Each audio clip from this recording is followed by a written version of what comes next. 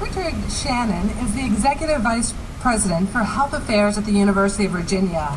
Dr. Shannon received his BA from Princeton University and his MD from the University of Connecticut School of Medicine.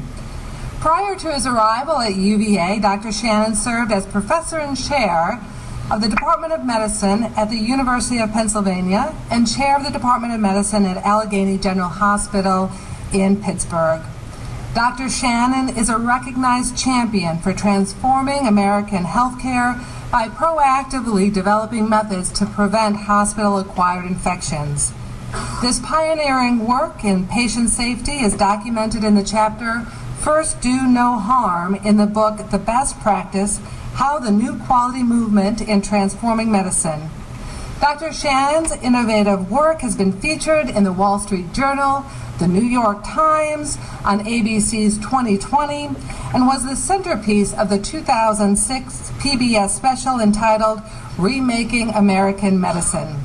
I highly recommend, if you get a chance, to watch this feature where Dr. Shannon tells us that we cannot afford to not be engaged. A great life lesson for us all. Please join me in welcoming the man who is always looking for better ways to improve the quality of life, Dr. Richard Shannon, to More Than the Score. Thank you. Well, that's wonderful. Thank you very much. Wow, thank you for that kind introduction. Please excuse my voice. I have a little daughter at home who is the constant source of new viruses and bacteria that I'm finding myself no longer immune to, but I actually feel much better than I sound. So thank you all for coming.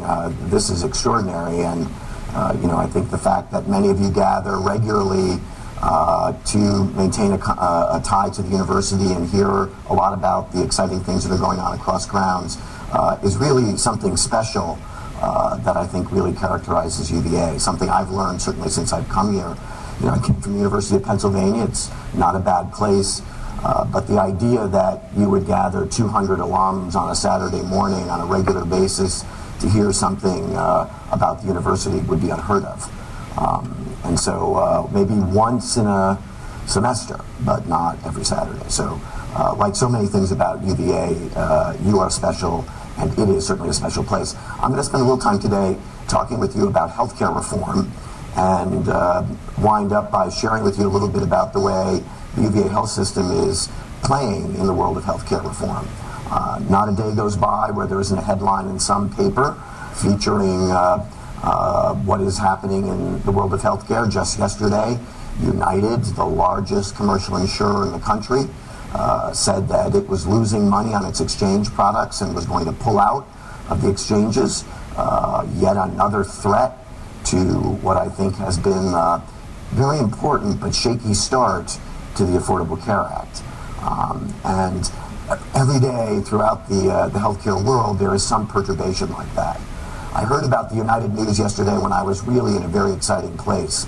So yesterday I was up in New York at IBM headquarters. IBM's global health arm, which reports directly to the CEO, is interested in coming to UVA to learn a little bit about the Be Safe program. And what they're going to bring with them is Dr. Watson. So how many of you have heard of Dr. Watson?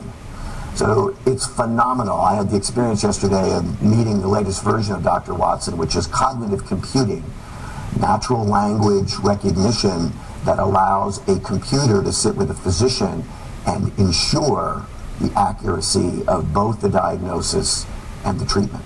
Remarkable, remarkable tool. So we're going to hopefully welcome IBM shortly after the first of the year, and I'd love to be a place where we begin to test this kind of technology, because bringing technology into healthcare I think is going to be in large measure responsible for eliminating some of the waste I'm going to talk about. So why would we come on a Saturday morning and talk about healthcare? I think for this reason, there is really a national economic crisis about the rising cost of healthcare. And this is the Stanford economist Victor Fuchs, who said, if we solve our nation's healthcare spending, practically all the nation's fiscal problems will go away. But if we don't solve the healthcare problem, there's virtually no other fiscal lever that can fix the U.S. economy. Virtually every aspect of our lives today is influenced by the rising cost of healthcare. When we think about the erosion of the American middle class. It has less to do with jobs and education, and much more to do with the fact that over the last 15 years, healthcare premiums have risen by 80% at a time when working wages have gone up by 9%. And those of you that are employers know you're confronted annually with a choice: pay the usual double-digit increases in healthcare premiums for your workers, or give them a raise. But the rising cost of healthcare, costing more but adding preciously little more value, has really served to functionally suppress the wages of the American middle class. And I would submit to you that is one of the biggest drivers of this growing gap in our great nation and needs to be addressed. Now, I think it's important to recognize that when many think about all the politics around the Patient Protection and Affordable Care Act, healthcare reform is really not of a political making. Healthcare reform is made up of two changing natural factors. One is the changing face of human disease, and the other are baby boomers entering Medicare. Now, I'm going to just guess, that there are a few of us in the audience for which this is a particularly relevant conversation. But today, 10,000 Americans will turn age 65. If any of you are here today, please stand. We'd love to salute you on your birthday. But 10,000 people today turn 65 in America, and tomorrow another 10,000, and 10,000 more every day for the next 19 years. That demographic, more than anything else, is driving the crisis in healthcare. And the crisis in healthcare simply isn't about how much we spend in healthcare. It's about the trade-offs that are occurring on a social basis. So we spend about $3 trillion on healthcare in the country. 3 trillion sounds like a lot of money, but if you say it fast enough, million, billion, trillion, it kind of, all rolls off your tongue. But just to illustrate what $3 trillion is, if I had a $1,000 bill in my hand, which I don't, they don't print them anymore, but if I had a $1,000 bill and I laid it on this lectern, every 5 seconds, it would take 476 years to count out $3 trillion. We spend it every year on healthcare. And that's 18 times more than we spend on education. It's 8 times more than we spend on defense. It's 17 times more than we spend on clean water. So over time, as healthcare costs have gone up, those social goods have really suffered. So as a society, we simply have to get our hand around this. But it's not political. It's a result of two natural forces. So what do I mean by the changing face of human disease? When most of us were growing up, diseases like scarlet fever and rheumatic fever and bacterial pneumonias were the common conditions. Infections that you could treat with an antibiotic for 7 to 10 days, and those infections would resolve. Today, the diseases that we face are chronic diseases that have to be treated, in some cases, over a lifetime. So by the year 2025, 1 in every 3 Americans is expected to have pre-diabetes. 1 in every 3 Americans. And diabetes is a lifelong illness. Not just one visit to the doctor, multiple repetitive visits to the doctor. So that change in the kind of human diseases, cancer, great strides in people living longer with cancers, but it isn't a one treatment deal. It is a lifelong commitment to treatment. Hypertension, heart disease, and neurodegenerative diseases, the new kid on the block, the emergence of Alzheimer's disease and multiple sclerosis and other neurodegenerative diseases are really causing us to have to think differently about the way we deliver care, because you become a partner for life. It's not a one-stop. So that changing face of human disease, diabetes, heart failure, chronic pain, back pain. Back pain is the 3rd most common chronic condition in America. Much of this is related to inactivity and obesity. Preventable things which right now we're not spending a lot of time and money to address. But the big one is the demographic. And here you see, many of us will remember this day, I certainly remember, in 1965 when President Johnson signed the Medicare Trust Fund Act, establishing for the first time a network of commitment to older Americans that they would have a right to health care. Second only to Social Security in my mind in terms of the many of one of the great social goods. This is a picture of President Johnson with Lady Bird Johnson, Vice President Humphrey, many of you will remember, and this is Harry and Bess Truman. And President and Mrs. Truman were the first two recipients of Medicare beneficiary cards on that day. You can see what the president said. No longer will older Americans be denied the healing of modern medicine. No longer will illness crush and destroy the savings they so carefully put away over a lifetime so that they might enjoy dignity in their later years. No longer will young families see their own incomes, their own hopes eaten away simply because they're carrying out a deep moral obligation. An extraordinary event. Now fast forward to from 1965 to 2015, and here's what's happened. In 1965, the average per capita cost for a Medicare beneficiary was $285. Today it is over $8,000 we spend per Medicare beneficiary. That's the red line. The blue line is the doubling of Medicare beneficiaries that have occurred between 1965 and 2015. Over 50 years, we've gone from about 20 million Americans in Medicaid to now 44 million Americans in Medicaid. But that's not the punchline. The punchline is between 2015 and 2025, just the next 10 years, we'll go from 44 to 92 million Americans qualified for Medicare. It is simply not sustainable in its current format. And importantly, back in 1965, most of you, there were 5 working Americans for every 1 Medicare beneficiary. And as you know, the Medicare Trust Fund is funded by a payroll tax. People that are working pay into a fund like Social Security, and we all believe there's a little account in the U.S. Treasury with our name on it available to us when we turn 65. Unfortunately, it's all spent. Basically all spent. And the problem is that while there were 5 people working for every 1 beneficiary in 1965, in 2025, there'll be 2 working Americans for every 1 beneficiary. So this is the nation's challenge, to solve over the next 10 years the issue of fulfilling this social obligation. So when you think about the frantic things that are going on in healthcare today, it's not because people are trying to perturb the system, it's this. And this is just another illustration of what I said earlier. In 2015, this is the increase in the number of people over the age of 85, those over the age of 65 compared to the total population. The actual birth rate in America is going down, so the number of young people in America is decreasing at a time when most of us are going to enter that world.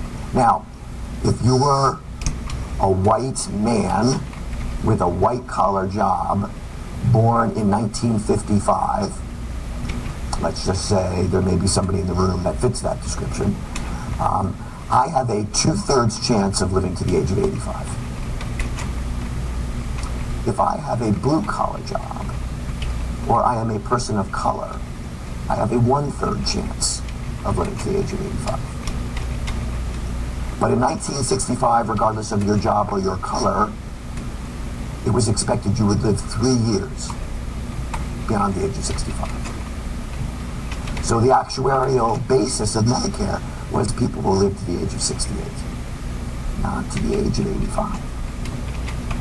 Not to the age of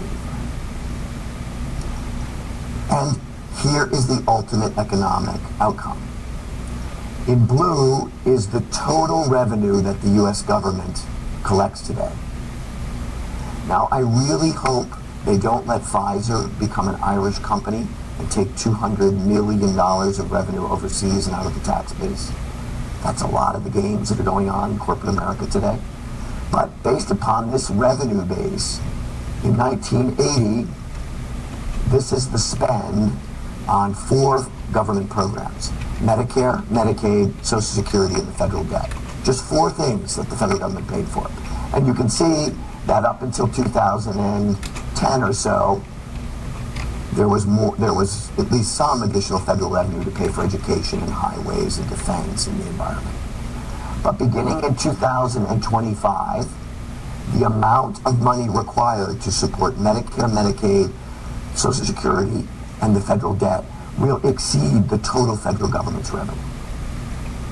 That means no money for defense, no money for education, no money for the environment. Unless one of two things happen. We fix this and flatten it so that over the next 10 to 15 years, there is not this exponential increase in spend, and that's largely Medicare, or we're going to have to fundamentally raise taxes. I didn't see everybody jump out of their seat when I suggested that, right? No one wants to see that solution, but those are the only two solutions. Fix the rising cost of healthcare, or we're going to have to tax the hell out of the public if we want to maintain the quality of life that I think we've all come to value so strongly. So, there are two fundamental approaches that are being considered in healthcare reform. 80% of healthcare reform is on the left side. Cuts in payments and cuts in services. The current federal government plan in the Affordable Care Act for a provider like us is the experience of death by 1,000 cuts. Every year, a little bit more out of what we get paid for services, and for you, a few less services. It's the only lever the government has. We're going to have to decrease the amount we pay for services, and we're going to have to decrease the services that are available for you. Now, where are you beginning to see that? You're beginning to see that in this rising cost of high deductible health plans, right? Employers and the government no longer willing to pay 80 or 85% of the bill, passing along to the worker and to the beneficiary 25, 30% of the spend on a high deductible or copay plan. Over the last 2 years, the average copay of an American worker has gone from a little over $1,000 to nearly $5,000. And now, that may be okay, might be giving you an opportunity to figure out how you want to spend your money, but what we're seeing is people aren't choosing to spend that money on healthcare because they gotta feed their kids and send their kids to college, and so as high deductibles go up, people actually aren't caring for themselves. They're using that disposable income for other purposes. So insurance has really become catastrophic coverage. And secondly, the problem in the exchanges is illustrated by United's circumstance, is all the people that came into the exchange were people that were sick. The 26-year-olds that need insurance, very late to come to the exchange. Most of them would rather pay the $965 tax penalty than buy a plan where the deductible is $5,000. I mean, they're smart. The new millennials say, I can go to Walgreens and get my flu shot. I don't need an insurance plan. So without an influx of young, healthy people into the exchanges, and with mostly sicker and sometimes underprivileged people entering the exchanges, the insurance model doesn't work. And the exchanges are 2 years old. There's been a 30% exit and entry in and out of the insurance product. So you go in 1 year and you don't like the Aetna product, you come out the next year and you get the United product. And as you know, insurance is based upon an actuarial assessment over time. But if you can shift out of your product every year, in other words, let's just see, I just discovered I have a colon polyp. I'll go buy my exchange product, get my colon polyp taken care of, and next year I'll drop the coverage. That's what's happened. So I really believe deeply in the principles of affordable care. I believe every American should have access to health care. I don't think the means that we're set up to achieve it are going to work.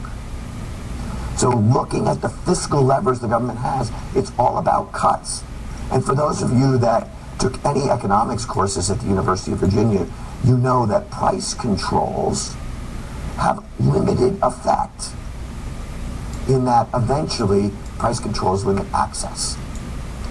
If you continue to decrease what doctors get paid to take care of Medicare patients, eventually doctors will stop taking care of Medicare patients. And in North Carolina, just to our south, 35% of family doctors in the entire state of North Carolina will no longer accept Medicare patients because they can't cover their costs. So at some point, if the only strategy is to cut, you'll reach a limit where doctors won't accept the patients.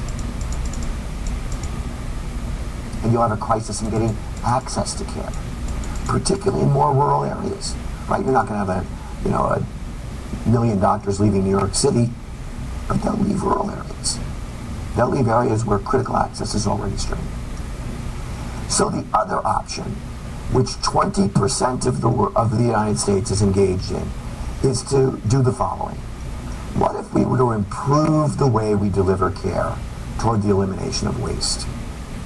What if we were to say that the ideal delivery system is designed to meet the patient's need, listen carefully, meet the patient's need the first time, on time, without defect, error, or waste? So we have started a journey where we're focused on the elimination of defect, error, and waste, and waiting for services. And I'm going to show you some illustrations about how actually a third of what we spend on healthcare is consumed in defect, error, and waste. Things that no one wants to pay for. So a third of $3 trillion is $1 trillion. That would more than pay for the baby boomers by 2025. That would more than pay for the baby boomers by 2025. So, sitting with Dr. Watson yesterday, it can almost totally eliminate diagnostic error. It's remarkable. By just checking the doctor or the nurse's thinking continuously by iterating through this little tablet. Watson says, tell me the 5 things the patient's complaining of. And then it creates circles of likelihood what the diagnosis is. The doctor then says, I think it's X. And Watson then says, well, if you think it's X, go ask the following 3 questions. And tell me the answer to those 3 questions. And then based upon that, Watson says, well, I think you're right. Or Watson says, no, think about this. Go get an X-ray. And by the way, Watson can read the X-ray. Watson can read the X-ray. It was extraordinary. It was extraordinary. So when you say, is it possible to eliminate error? Yeah, now listen, as a physician, am I threatened by this? No. It enhances my ability to be an expert. All doctors want to consider themselves experts. And if I got this little thing I can take out of my pocket that guarantees I'm an expert, why would I not want that? It's extraordinary. All cloud-based. All cloud-based. Extraordinary. I mean, we went through 25 complex diagnoses yesterday, and that Watson got it right. Now, we're going to have to make some investments to build Watson, right? So where are we going to get the money? We've got to improve our way by doing away with stuff that adds no value. And so that's the journey we're on.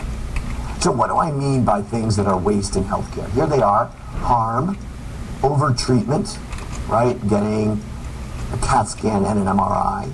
Watson won't let you do that. Well, I'm not sure, let's get an MRI. Watson can help you figure that out. But even today, a lot of that duplication isn't necessary. How about the lost lab test? I had the test done at Dr. X. Well, sorry, we can't get the result. Let's try it again. Happens all the time. I'm sure you've all experienced it. That's simply portability of medical information. It exists in one system. How do we get it to the other? All solvable problems, but right now, consumed in waste, over-treatment, failure in care delivery, when what we want to be the outcome is not delivered because of defect, error, or waste. Defects in care transition, where care stops at the hospital door and the continuation of services to home are largely ignored. We'll talk a little bit about UVA's play in care transitions. Excess administrative costs. That's people like me. At the end of the day, if I'm not engaged in meeting patient need the right time, the first time, without defect, error, waste, then I'm excess.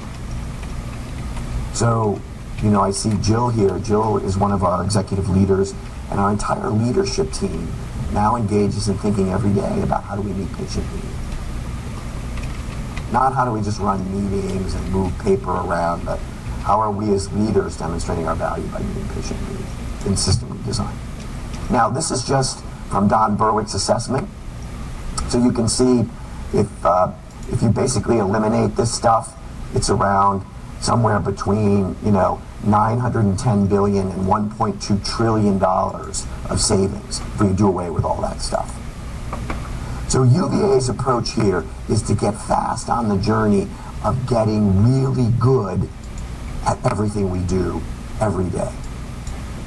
Because we would like to improve our way out of this process by eliminating defect, error, and waste.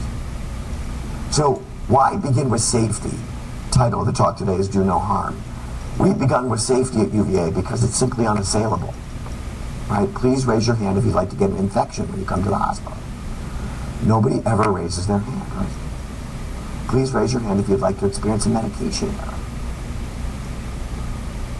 So beginning with safety creates an institutional platform that nobody can argue with. It's not a complex question of whether at age 90 someone should get dialysis. That's a complex question. Even Watson right now can't answer that question.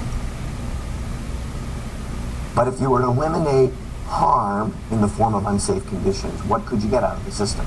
So it's unassailable. We all swore an oath as professionals that we would do no harm. Harm is the most elementary form of waste in any system. It's totally valueless, and I'm going to show you it can virtually be eliminated. It doesn't have to be that way. So in America, there's still about 5 to 10% of everybody comes to a hospital gets an infection they didn't start with. About 1.7 million infections a year. About 100,000 people die every year as a result of these infections. Cost somewhere around $30 billion currently. And so, the question here is, this is, on the left-hand side, an Alcoa aluminum manufacturing plant in Alcoa, Tennessee. Now, if you wonder why they named the town Alcoa, it's because they employ everybody in the town. And in this Alcoa aluminum manufacturing plant, they make hot molten metal at 2,000 degrees on 10-ton cranes running over 2 football-length fields. And the average age of the education of a worker there is barely a high school degree. Contrast that with the U.S. healthcare system. America's best hospitals, where I've got at least 24 years of some kind of professional education. And my question to you, which is safer? It's 27 times safer to work at Alcoa than it is to walk into a U.S. hospital. So what does that opportunity turn into? How do you see waste? How do you identify defects? How do you pull them out? And then how do you solve for them? Because recognizing the problem and solving the problem, 2 big deals.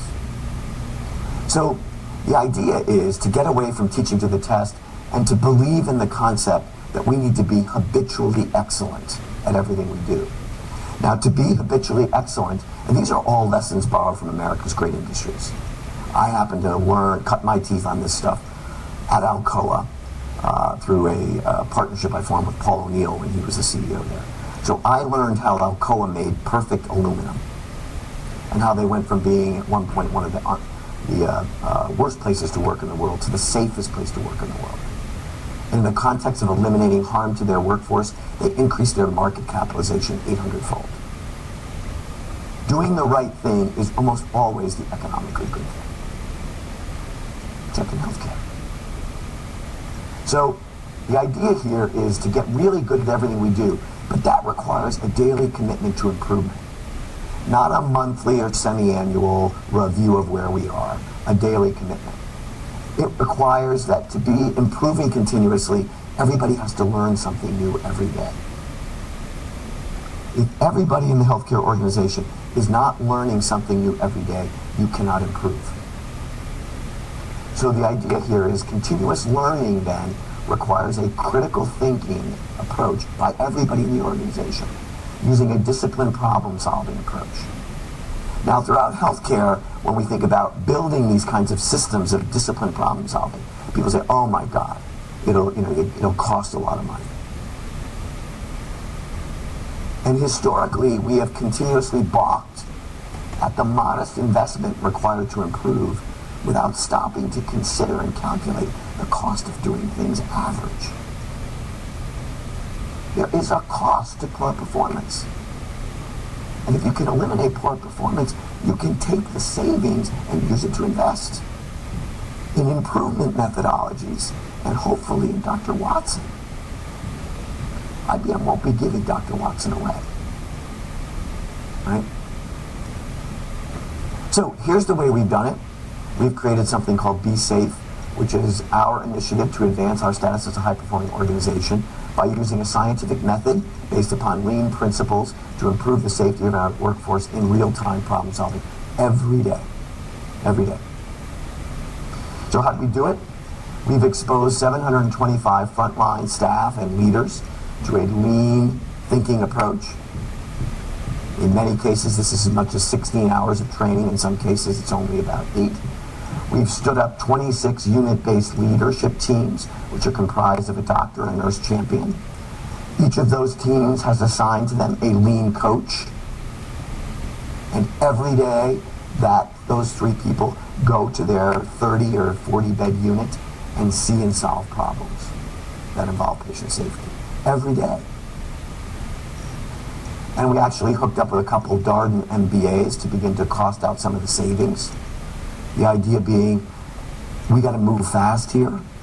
And while we improve things, I think we also have to demonstrate that we're saving money. Because at the end of the day, remember I told you the problem here is the cost of healthcare. So getting things better and not proving that you're saving money, I think won't cause people to move quick enough. Then we just hired 6 super coaches. These are lean coaches that are hanging out with people like me and Jill and others that are in the executive branch of the organization, teaching us to think using lean-based problem solving. Now, I don't want to leave you with this, and let me just say, all the work is done in 90-day coalitions. The issue being, if you can't solve it in 90 days, then you've got to get help. Because you can't take 2.5 years to solve a problem. So, dedicated, focused efforts, 90 days. And we started this about 18 months ago. I don't want to leave with the impression that we are a total lean organization. I would say we spend maybe 20 or 25% of our day in this rigorous lean thinking, and we still have some legacy systems, where we do things the way we used to do them. Ultimately, we need to shift that to where we're doing 75% of our work using these kind of tools, 25% of our work in legacy systems. But we only been at it for 18 months. And I don't say that as an excuse, but I'm going to show you what you can do in 18 months. And I think that should hopefully give you confidence that we can go faster. So we meet every morning at 10 o'clock in the Situation Room. All the hot shots in the organization, right, all the people meet with individuals from the unit-based clinical leadership teams, and we go through anything that went wrong yesterday. So on my phone this morning comes up a list of 6 things that happened yesterday in the organization that are being reported out today. And typically, although not today, and usually not on Saturday, we meet in the Situation Room to go through the events of yesterday. So we'll cover the events that came up on my phone this morning on Monday morning. But usually it's the immediate 24 hours afterward. And we look at urinary tract infections, bloodstream infections, falls, pressure ulcers, teammate injuries, and we review everybody that died the day before to understand what happened. Now, please remember, many people come to UVA with grave illnesses. And the one biological fact we won't be able to fix is we are all going to die of something. But we are interested in eliminating all unexpected deaths. And an unexpected death is a simple issue. If a doctor or a nurse or a social worker or a respiratory therapist left work last night and came in this morning and realized someone they had cared for yesterday died, they're asked a question: did you think that guy was going to die when you left yesterday? And anybody that says, boy, I didn't really think that guy was that sick, that triggers a real-time root cause investigation into what we can learn about what happened. Now, there are roughly 800 people that die at UVA every year. half of those people are transferred to us from other hospitals because we're a big referral center. And half of those people die in the first 24 hours. They are dead when they arrive.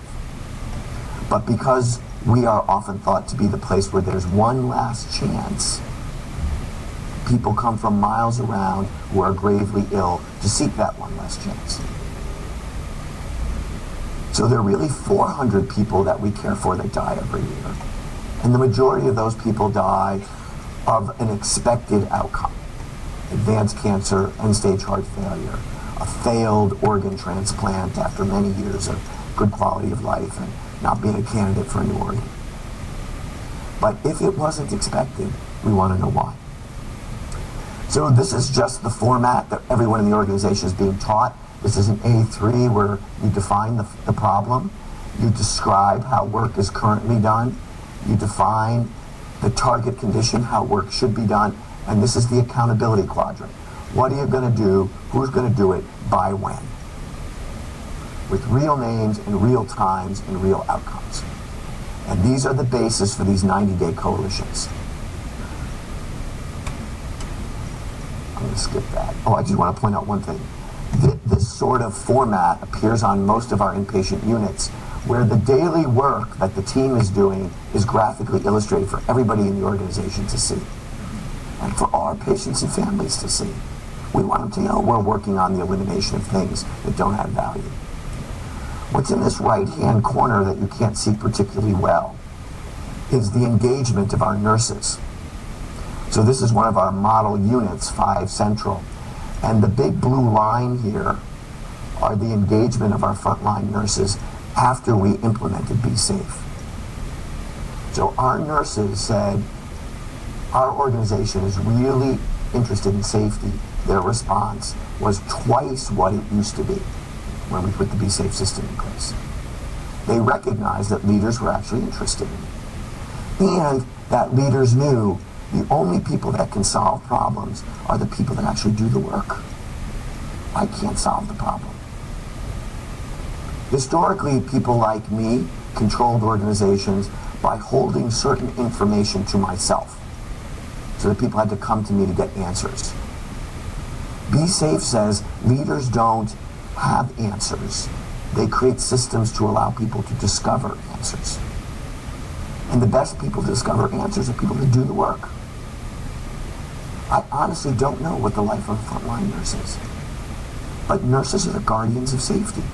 Unless you can equip them with the things they need, you have no chance of becoming safe. So we've dramatically increased the nursing workforce. We've increased the pay to our frontline nurses because we need them daily, and we've tried to free up their time so they can learn every day. That's what Be Safe has been. So the issue is, can the elimination of harm in the form of these infections serve to eliminate unnecessary costs? Does it fulfill our duty to do no harm? And can we actually prove that we can deliver value by relentless focus on everything we do being excellent? Everything we do. The best outcome possible. So I'm going to show you a few early outcomes. This is data over 18 months. So since we started Be Safe, we've had 58 fewer bloodstream infections and 63 fewer urinary tract infections. That's a 62% reduction in 18 months. Our Darden people tell us that saved us $2.6 million. There are 109 fewer pediatric infections, which our Darden people say saved us $4.2 million. There are 53 fewer people that died of bacterial infections, $1.83 million of savings, not to mention the fact that they're alive. 36 fewer falls, $82,000 of savings. 46 fewer pressure ulcers, $1.6 million of savings. 97% reduction in a nurse not having what they need to do their work, what we call the supply chain. But many of you may think of the supply chain as the big group purchaser bringing the stuff to the dock at UVA. That's not where the defect occurs. The defect occurs in getting what a nurse needs to the bedside every day, in the right amount without defect or waste. When we started this, we would find that nurses met patient needs by being great hoarders of supplies. They couldn't trust they'd have what they need, so they'd take 8 times what they needed and stick it in the nursing server. Not because they were trying to be, hoard stuff, but because they just couldn't afford to go back out there and not find it. My favorite story when I was at Penn was a case on a neurology unit where the nurses that were trying to monitor these patients with seizures didn't have enough of the leads, the EEG leads that are used to monitor the patients. So this really entrepreneurial nurse grabbed the last 3 sets of leads and stuck them in the ceiling tile to hide them so that she and she alone would have what their patient needed. Now that's incredibly resourceful, but not particularly efficient.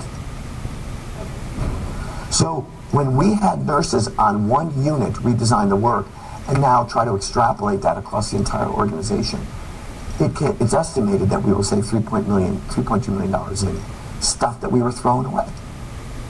More importantly, nurses don't have to go around trying to find stuff. So it is estimated, this is an estimate, that across the organization, it could save as much as 29,000 hours of nurses' time. 29,000 hours. Imagine what a highly trained professional could do with 29,000 more hours. How about engage in a little stress reduction? Nurses have pretty stressful jobs. How about actually get to go to lunch? How about actually spending an additional 30 minutes with a caregiver trying to figure out how they're going to care for a loved one? How about operating at the top of their license, making suggestions about medication changes? Suddenly, you create within the system time that you're already paying for that's embedded in waste. And you create this virtuous opportunity to begin to reform the system. And then we have 96 fewer worker injuries. Remarkable how many healthcare providers get hurt at work. Now, we're not making hot rolled metal, but needle sticks, bodily fluid exposures, sometimes confused and disoriented patients striking out and hitting nurses. Hitting them, not because they intend to, but because they're ill. I'm talking about hitting them. Nurses with back injuries trying to lift heavy patients. The 96 fewer, and I would consider that priceless. Now, okay, that's UVA. You add those number up, it looks pretty interesting, but that ain't going to save the healthcare system. Right? That's one place in Virginia committing to excellence. But what if more places did? What is the opportunity? So this is when I was back in Philadelphia at Penn. I was part of something called the Pennsylvania Healthcare Cost Containment Council. It was put in place by Governor Rendell. And the idea was publicly report all harmful conditions across the Commonwealth of Pennsylvania. So Pennsylvania, pretty much the same size as Virginia. There are about 2 million people that are hospitalized in Pennsylvania. This is in 2012. And 23,287 of those people got an infection in the hospital. And you can see the types of infections: urinary tract infections, surgical site infections, Clostridium difficile infections, all the different kinds of infections. But 23,287 infections. Now, they actually said, what happens to people that get those infections compared to people that don't? In Pennsylvania, if you get one of these infections, you have a 9.4% chance of dying in the hospital. If you don't, you have a 1.8% chance of dying. You stay 22 days if you get one of these infections, compared to 5.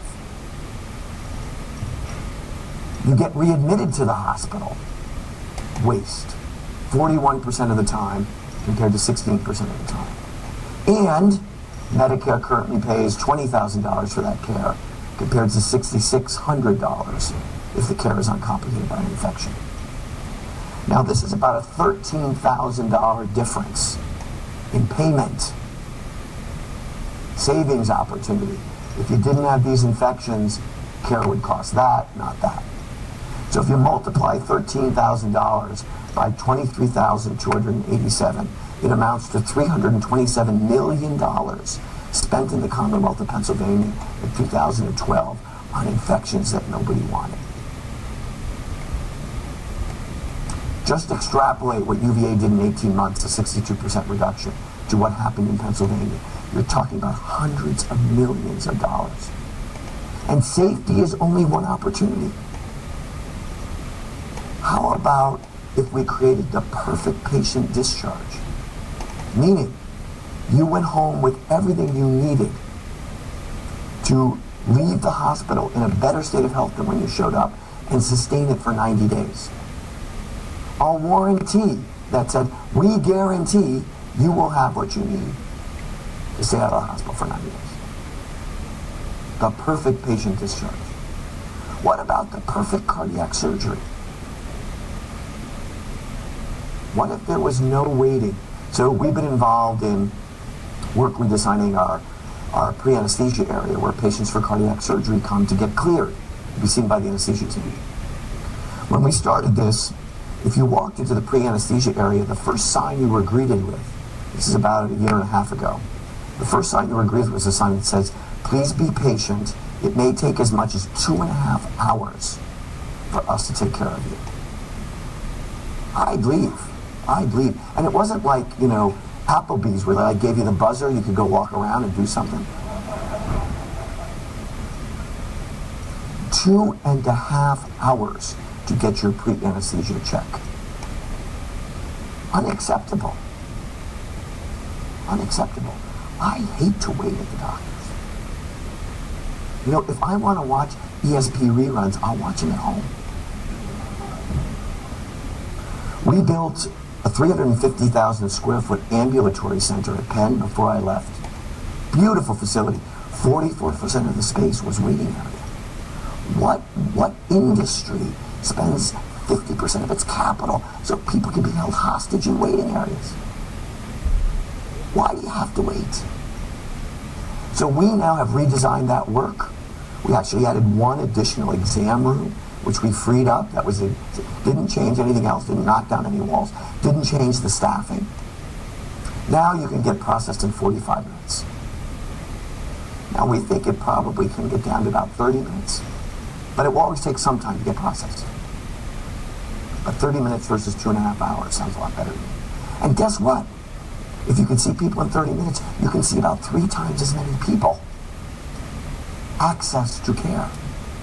As opposed to telling them, long wait today, you'll have to come home and come back. Sorry, Dr. Shannon, I live 5 hours away. Well, I'm really sorry, but we're not going to be able to do this today.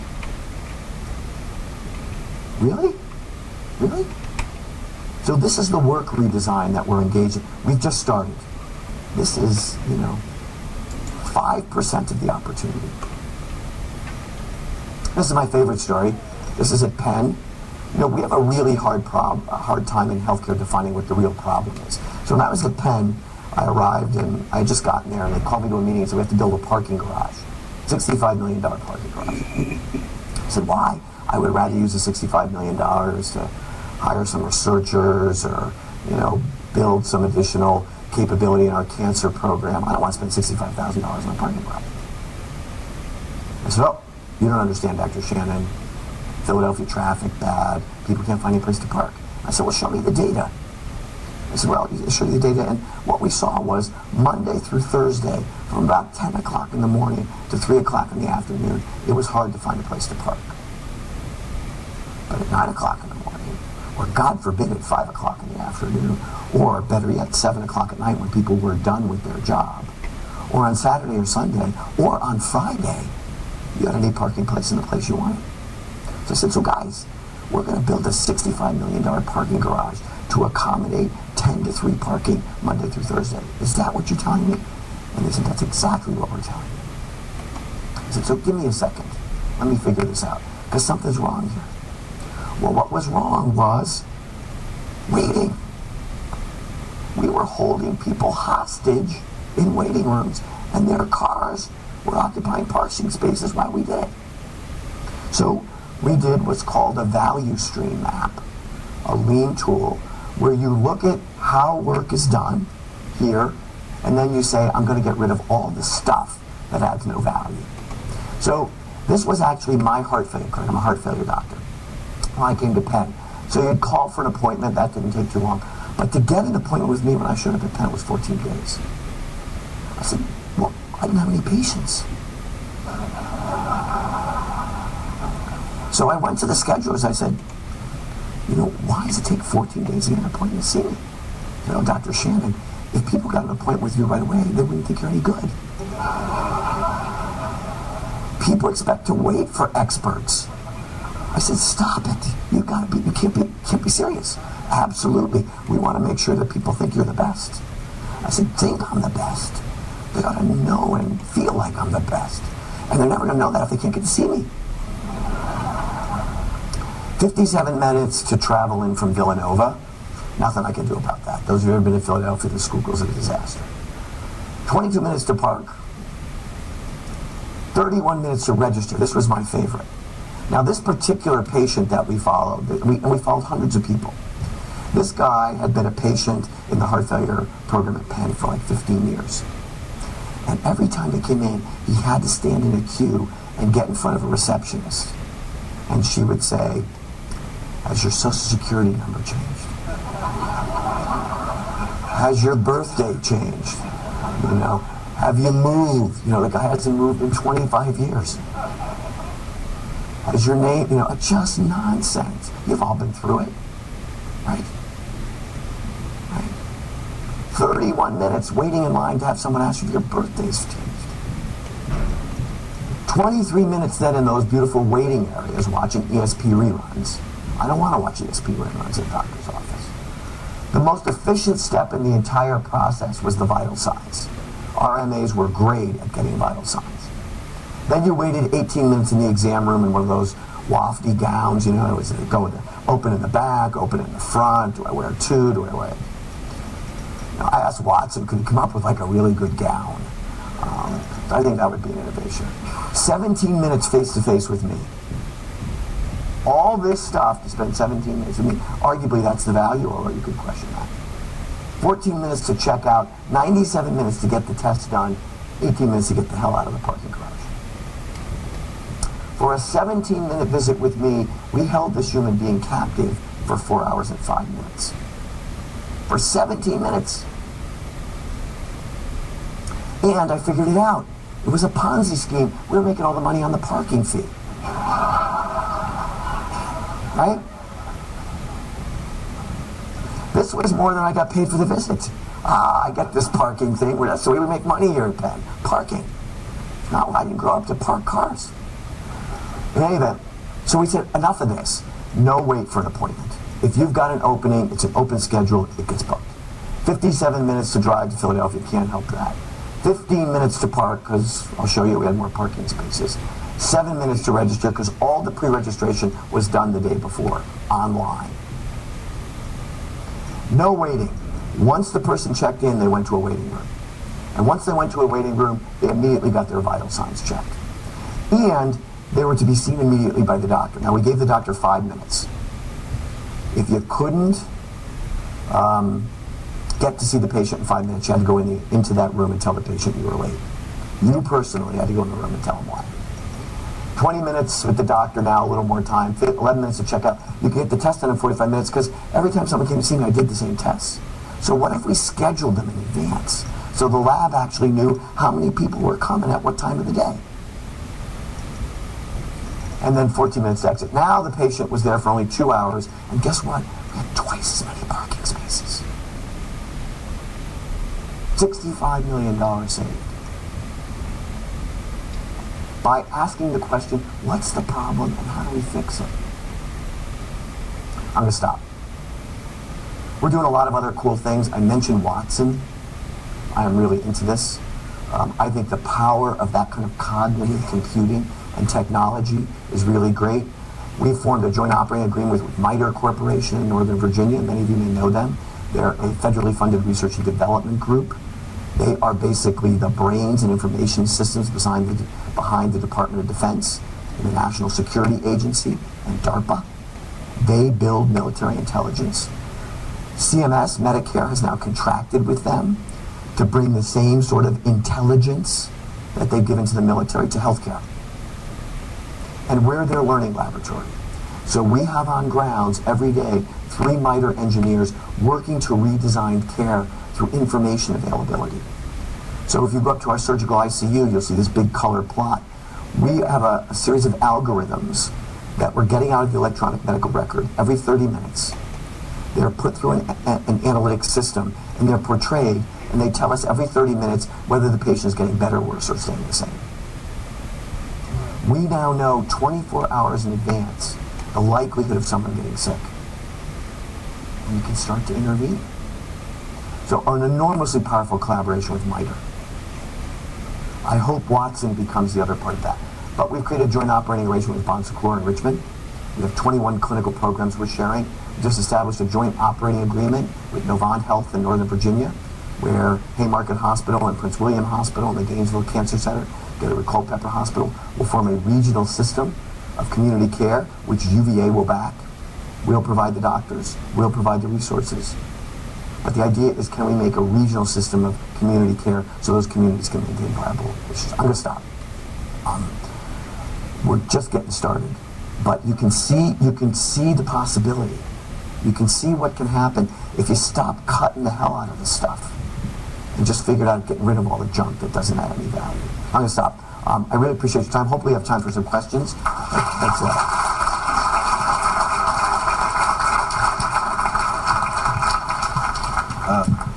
Yes. When Obamacare was first coming out, I know a lot of people call it Affordable Care Act now, but when it first came out, there was a lot of discussion about the death panels. Could you enlighten us as to the truth of that? And there was supposed to be some sort of penalty to providers if they did procedures for people over 65, they would be penalized. What's the validity of all of that? So I think all that's been stripped, right? None of that really exists in the final legislation. But what it did do is it created a significant cognitive gap when it comes to end-of-life decision-making. Because the reality is, as I said, one biological truth is we are all going to die. But how we die is, in fact, a matter of choice. And what I think those provisions did when they were in the original legislation, they really got people spooked out about the fact that rationing was going to occur and that we're going to make decisions based upon age. I just told you, 2/3 of people are going to live to the age of 85, so you can no longer use a number. 2/3 of the people in this room will live to the age of 85. So you can no longer use that number. I think what we're seeing now is a big push to get better palliative care services. The idea that, look, we've done everything we can for you. You don't need to die in a hospital. You can die comfortably either at home or in some sort of hospice care where all your needs and all your family and all your loved ones can be with you. We don't want those 400 people being put in a helicopter to travel hundreds of miles at huge expense to come here and be pronounced dead. What if we were to create an outreach mechanism by which we could communicate with their doctors before the transfer occurred and said, you know, that person has such a major bleed in their head, there's nothing we can do. You're better off letting them stay where they are. So it set the palliative care movement back, but I think we're seeing a big uptick now in thinking about this issue of end-of-life care. But it really did set the conversation in the wrong direction. But none of those rationing provisions are part of the current law. Yes? You mentioned that politics does not play a part in all this, but you also mentioned that you didn't want to see Pfizer move out of the country. Okay, but statistics show that this government that we have has a high rate of charges to these companies which make them want to leave the U.S. So politically, it looks like that is a real problem. That we would keep them here, we would get a lot more money. They could pay for all of those things. So I'm not the world's expert on import, export, and tax stuff, but I am concerned when a clearly U.S. company, Pfizer, can take advantage of a corporate loophole that moves $200 million off of the U.S. shores without any executive moving their office to basically avoid taxes. I don't think that's a responsible thing for a Fortune 50 company to do. Because who's going to pick up that difference? Small business, who can't afford to find an Irish partner, right? I just think that is not corporate responsibility. Now, why they're doing it, I understand, I get it. You know, the biggest driver of increases in healthcare costs in the last 3 years have been pharmaceutical costs. Pharmaceutical industry has an average 19% margin, 17 to 19%. I just can't rationalize why an American company like Pfizer would do that. They're not hurting. They're not hurting. So that's a political statement. But what I meant to say was reform isn't political. It's about baby boomers. All the conversation has been political, and we've seen lots of the inability of the government to really come together around this. That's why I think it's got to be the providers. We have got to get better at this. Thinking the government's going to solve this, no chance. But the provider community, using the stuff I showed you, could really pull a lot of cost out of the system. Then we have to have a conversation, how do we get that money back to you? Or get it to Medicare, or get it to somebody. But I said the thing about Pfizer just because I was really, when I read that in the Wall Street Journal yesterday, I was really disappointed. Suppose Merck does the same thing. And suppose all these big giants decide that, the way they're going to protect their margins to go offshore. I really worry. I don't think that's corporate responsibility. One local question. We do have 2 medical systems here in the Charlottesville area, and I have to hope that you and Martha Jefferson, UVA and Martha Jefferson, are doing a lot of collaboration. It seems like it, but I sort of wonder about that. And secondly, I'd just like a brief comment on whether another part of meeting the financial crisis is not to generate more, what my husband and I call 90% medical opportunities, meaning you take care of a lot of normal checkups and all of that kind of thing, either with nurse practitioners or in the kinds of things we're seeing Walgreens and CVS and all of that do. It doesn't have to be a drugstore, but where you have advanced first aid, if you wish, but you have staged where really simple things can be handled without a hospital or even sometimes a doctor. So you're absolutely right. The focus has to be twofold. We must keep the healthy healthy. We must avoid those 1 in 3 Americans that are going to be pre-diabetic from becoming diabetic.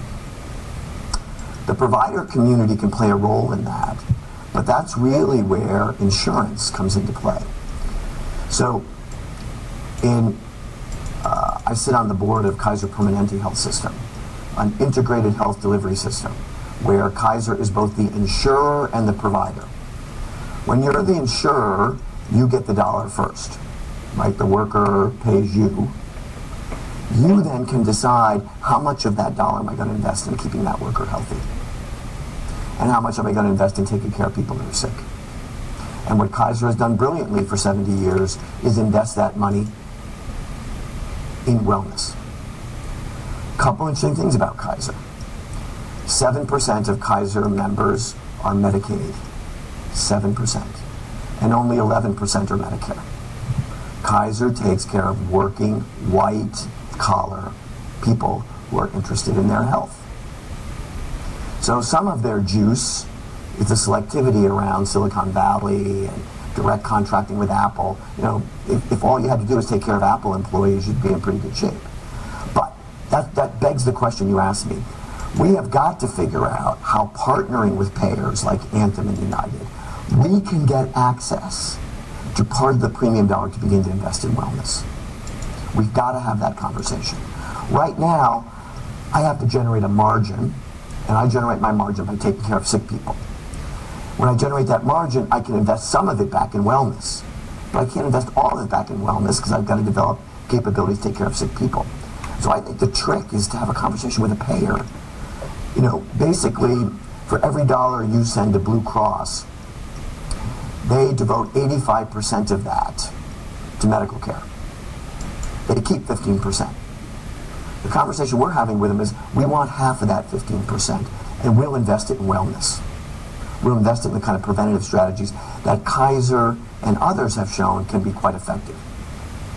So I think the Kaiser secret is wellness and appealing to a very erudite population. I don't think that you can't do the same thing with Medicare beneficiaries and with Medicaid beneficiaries. It takes different methods, but we've got to get access to that part of the premium dollar that you can invest. You're absolutely right. I think this is our last question back here. Thank you. Despite my mom going to the University of Pennsylvania and being a Pfizer stockholder, I have a concern over like the whole lean thing and TQM and other terminology of past processes that have gotten better, and these estimates that you talk about. And just to be a devil's advocate, do you have a 5-year business plan where you show your budget decreasing and actual savings occurring in the big picture? So it's an excellent question. I think it is critically important that we be able to prove that doing the right thing and these improvements will result in the economics that I suggested. And I don't think, I obviously haven't convinced you and maybe not others with the data I've shown. But let me just say that, I think that what we saw in our budget last year was the University of Virginia health system made $22 million more than we were budgeted to make. $22 million more. And when we went back, we said, well, wait a minute. Our revenues were what we thought they were going to be. Our volumes were what they thought we were going to be. Our case mix index was what we thought they were going to be. How could we possibly make $22 million? Well, our length of stay and our expenses were modulated by around $15 million. And some of that, I showed you the length of stay reduction. Some of that is embedded in that savings. We've got to do a better job of the business case because no one's going to believe me unless we can really prove this at scale. But I do think we've seen early evidence that doing the right thing, well, let's begin with the fact we ought to be doing the right thing, right? No one's going to argue with that. But doing the right thing is economically a good thing. And I would welcome any suggestions you have about how to get better at that faster. A lot of healthcare finance is pretty opaque. So being able to trace these things becomes a little bit of a challenge. The Darden students are pretty smart. I think it's a very fair question. I don't know what the alternative is. I'm not really thrilled with what I see absent some success from this kind of measure. Okay, thank you.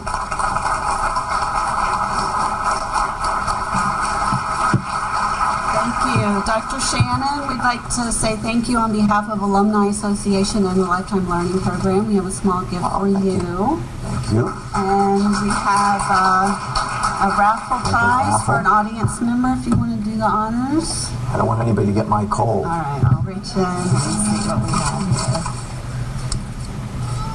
Tim Westfall. Tim, our question answer. Great, thank you all. Have a good day.